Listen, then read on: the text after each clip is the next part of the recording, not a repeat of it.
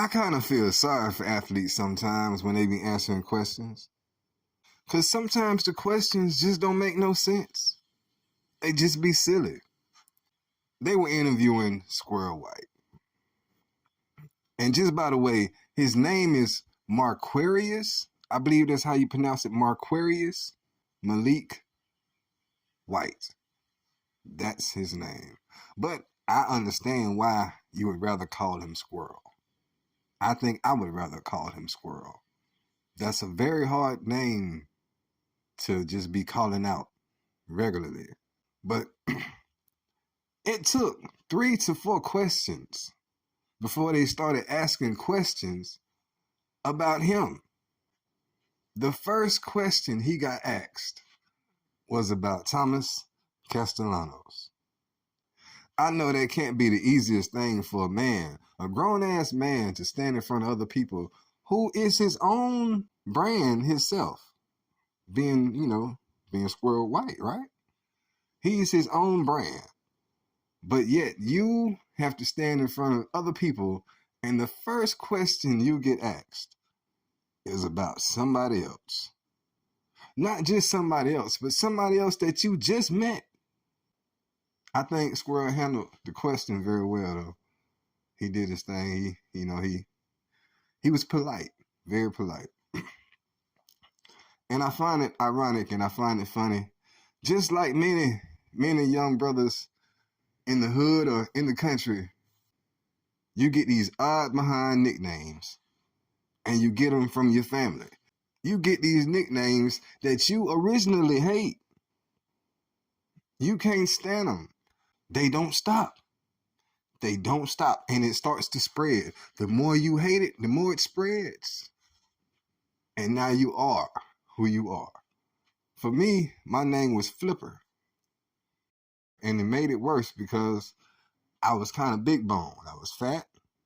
And my name is Willie. And Free Willie had just came out. So you can imagine how I got teased in school. So being named Squirrel White, he said that he got it from his grandma. He got the name from his grandmother. Said he was out in the yard, and she was in the yard, and it was squirrels messing with her garden, and every time the squirrel moved, he moved. I can hear his grandma right now. Boy, you over there just moving just like a little squirrel, ain't you? You move like a squirrel. I'm going to call you Squirrel. That's what I'm going to call you, Squirrel. That's your name now. And now that's his name. So we're going to talk about Kam Davis. I keep hearing all of these different takes about Kam Davis. But I want people to remember one thing about Kam Davis, maybe 2 or 3 things. You know what I'm saying? We need to slow down and analyze what's going on. Kam Davis came out of high school as a true freshman and looked like a junior. Emphasize on the looks. That's a grown man, physically. But we have to remember, he just came out of high school. He's a true freshman. Not only that, he's a true freshman that was playing quarterback. And running from the quarterback position is way different than running from the running back position. 2 totally different things. And usually when you run from the quarterback position, it's usually more instinctive. What I mean by that is you drop back, you probably thought you was going to throw, but somebody's on your ass. Now you got to get up out of there. And you kind of just, do your best to avoid people based on your attributes, right?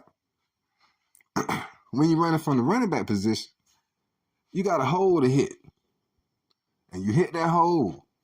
And sometimes it's somebody there in that hole that's twice your size. But your blocker just went through there. So you got to find out how do you get through there to try to get to your blocker. I was stutter stepping right there. You got to get through there. And you got to work your way around. If you work your way around too much, now you run into other people. So it's kind of different running from the running back position than it is from the quarterback position.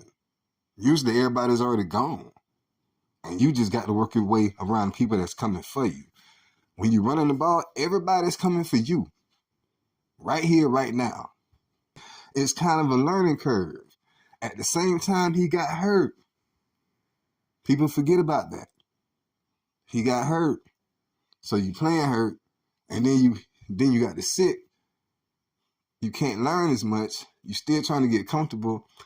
And we got Swiss cheese for an offensive line. So you never know which one of these holes somebody gonna come through. It's kind of crazy. I say we pump the brakes on the judging, the prejudging, and give him time to adjust. One small tidbit that you might not know that I think will help out. Usually you perform better at work when you're comfortable. And you know what makes you comfortable at work? Friends. If you ever worked with a friend, a good friend, man, it's almost a breeze. Him and Chroma are dogs, homies, roadies, partners, brothers. Not real brothers, but you feel me? So it's like when they get together, Cam can actually get with his homie. He'll feel more comfortable here. He'll feel even more at home. They'll make each other more comfortable. Chroma is a natural, gifted running back. He can kind of take him and show his homie, hey man, you might need to work on this. You might need to work on that. He can show him stuff that other running backs probably can't, because maybe Cam is not open to hear from them the same way you would from a trusted friend. Thomas Castellanos. I want to give my true feelings about this situation, so please bear with me. A couple of years ago, when we first played him, and we had Jordan Travis, I saw similarities off the bat.